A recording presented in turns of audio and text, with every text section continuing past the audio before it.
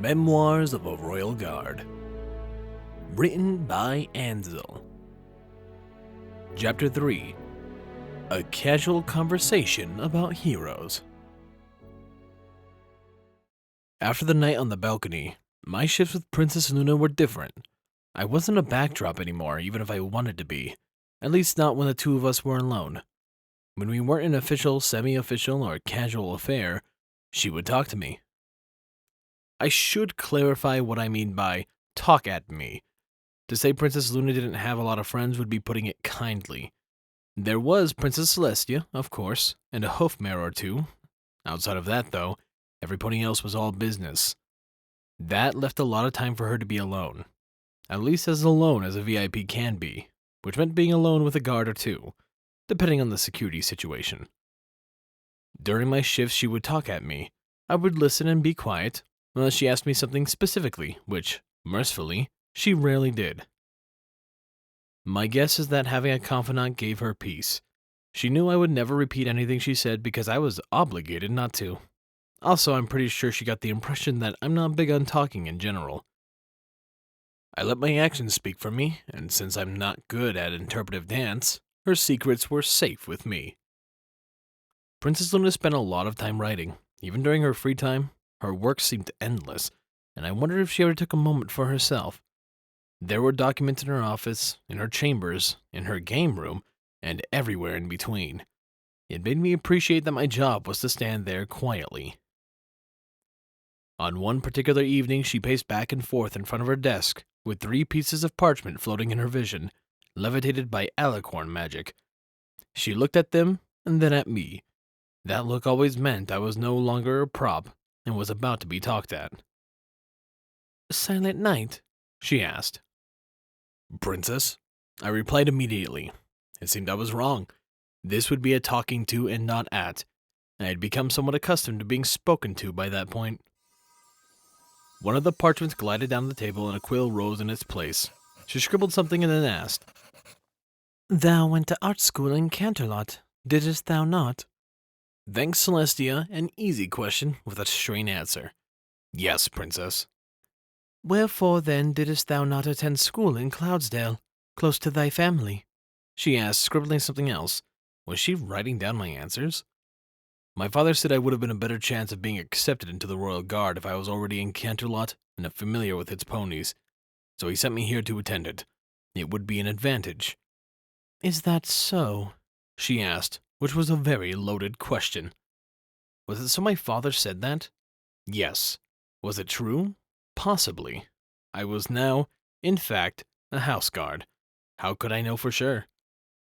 "So he said, Princess. Whether he was right or not, I can't know. I am a house guard, however, and have been assigned to a princess. There must have been some wisdom in his mindset." Once more her quill scribbled on the parchment. Was she working and holding a conversation, or was she taking notes? It was quite unnerving. "Weren't thou frightened to come to Canterlot as little older than a colt?" she asked. In that moment, I really thought about the whole speak when spoken to part of my upbringing was going to be the death of me. The princess didn't know it, but this was a sore subject in my family. My mother and sister had been against it, my father for it. He typically got his way, so he picked me up and dropped me off in a city full of ground ponies. Terrified, Princess. It was right before I started secondary school. I lived alone in a tiny apartment, but I received the best education my parents could afford. Terrified was probably an understatement, but it did allow me to learn how to be self-reliant. That sort of thing makes a pony tough. Princess Luna let a second parchment glide on her desk before levitating another one. "Thy father counsel is most wise, though I may question his methods. He was a royal guard as well, was he not?" Finally, a change of topic. I could talk about my dad all day. He was a hero. Well, a hero to me, anyway. "Yes, Princess." I paused. "Well, technically no, Princess. He was eventually, but most of a career he was actually part of the equestrian army. He served Equestria well until he took an arrow to the knee in the battle with some griffins." The princess brought a hoof to her muzzle and stifled a laugh. That was rather confusing and, honestly, a little agitating. "Princess?" Surely thou jest, she replied, smiling behind her hoof. No, princess. A griffin shot him in the battle. He was wounded in the knee by an arrow. Is that humorous? I was pushing a line, but I take my father very seriously. The princess looked at me with big eyes, the smile vanished, and she shook her head. Our apologies, that is not humorous. 'Tis just the situation remindeth us of something we once saw in a story. Perhaps thou hast not heard of such. Some pony wrote a story about my father being hit in the knee with an arrow? Nonsense. I shook my head and said, My apologies, princess, but I'm unfamiliar with what you speak of. Princess Luna looked a bit sheepish before saying, Then it is not funny at all. After that, she quickly went back to her duties while I tried to work out what had just happened. The palace commissary makes better food than most chow halls. That was what I had been told. Anyway, one major difference between the two, however, is that I didn't have to pay to eat at the latter. Bits were something I had to be careful with. Royal guards don't make a lot, and I sent most of mine to my parents. Unfortunately for me, there wasn't a proper chow hall in the palace. There was one somewhat close to the Royal Guard Central Command campus, but when pressed for time or worn out, it was just easier for me to go to the commissary. As usual, I sat alone eating my dinner quietly. It was some sort of noodles with carrots and peas. At least that's what I hoped it was. Again, just because somebody tells you the food is better, doesn't make it true. From across the dining area, a pink mare approached me. Her armor had Princess Leslie's cutie mark on the breastplate and a sergeant's pin by the collar. Ponies tend to look alike under armor, but she was somewhat familiar. She also didn't have any food. Mind if I join you? She asked. I shook my head, and she sat down. Are you settling in okay? Yes, Sergeant, I replied simply. Lightly, she cleared her throat. My name is Radiant Orchid. You and I met a couple of times when you were working with us, prior to your unit being stood up. That was it. She wasn't the sergeant that had been assigned to the duty, but she'd filled in one day. Right. Yes, Sergeant. What can I do for you? Sergeant Orchard shook her head. Me? Oh, nothing. I've just seen you were eating alone a lot. I thought you might like some company. That is very kind of you, Sergeant. Have you already eaten? I waved a hoof to her empty side of the table. What? She laughed. Oh, no. Lowering her voice, Sergeant Orchard added, The food here isn't that great. I just wait until I get home. That is a perk of having a kitchen. You're kind of on your own there, I guess. My nose wrinkled and I whispered back. I appreciate that somebody else noticed. I've been told repeatedly that the food here is better than a chow hall. No chance of that. Personally, I'm hoping that at some point, the palace manager brings in new staff or something.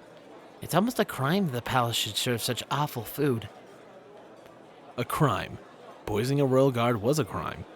That would be a good way to get things moving. Although that also involved the downside of being poisoned. I pushed my noodles mushed away.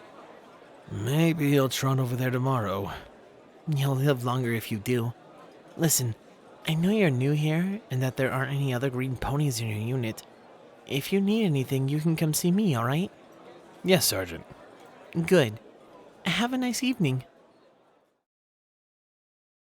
Silently, I stood outside Princess Luna's chamber, guarding her door. She wanted some personal time and she asked me to step out. That was completely within regulations, so I didn't put up a fuss. Princess Celestia had gone a lot of effort to renovate the entire wing for Princess Luna. She wanted to be certain that her little sister had all the same comforts that she did. Everything was still being hammered out, literally and figuratively. About the only rooms that were still in one piece were Princess Luna's private chambers. Outside of them, however, was an entirely different story. It amazed me at how many construction ponies came and went. Lumber, nails, bricks, and other materials went by in carts, and I had to pay great respect to whatever pony had insulated the princess' chambers. None of this was obvious from in there. Just after a brief squabble between an architect, four-pony, and construction worker, Captain Shining Armor turned the corner and headed in my direction. He had an unfamiliar mare in tow. She was a petite earth pony with a dark brown coat and an almost black mane. My body stiffened to attention as the captain drew close. "What was that about?" he asked. "The architect and the four-pony had different opinions on what an arch is, sir. The construction pony had a different opinion on physics than the two. The three of them all disagreed on whether the opening should be administrative wing, should be an arch, doorway, or drawbridge. Then it got a little physical." The captain blinked, paused if he was going to say something, and then shook his head.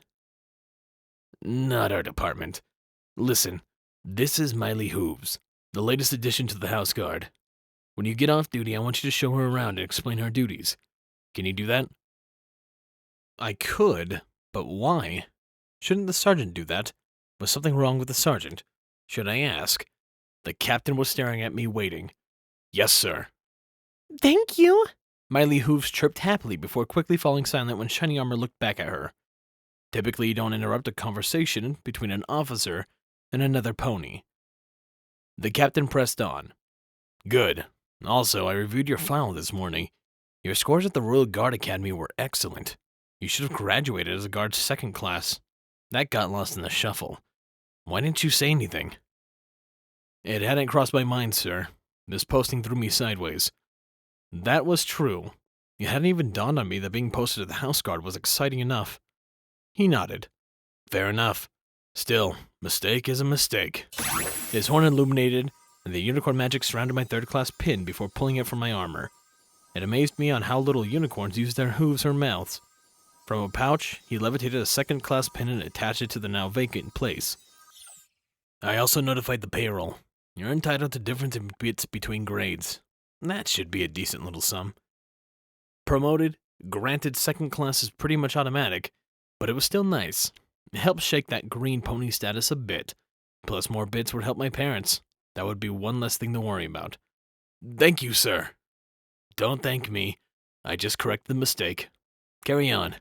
"Yes, sir." I responded and settled back into my place outside the door. Only now, I stood just a little bit taller. There we go. I hope you guys enjoyed this nice, quick little chapter. We got a nice little increase on how this Luna is in this fic, which I always appreciated because I love her character. Other characters that I love are my wonderful donators. Thank you, Chase Lemaster. Thank you for correcting that. And HKH4, aka Texture. I really do appreciate your support. It means a lot to me. And other ways to support my channel are leaving a like, subscribe, a comment down below. You really do help the algorithm get my channel up there. I really do appreciate anything that you guys do. It means a lot to me. Anyways, this has been Firehearth. Have a wonderful day.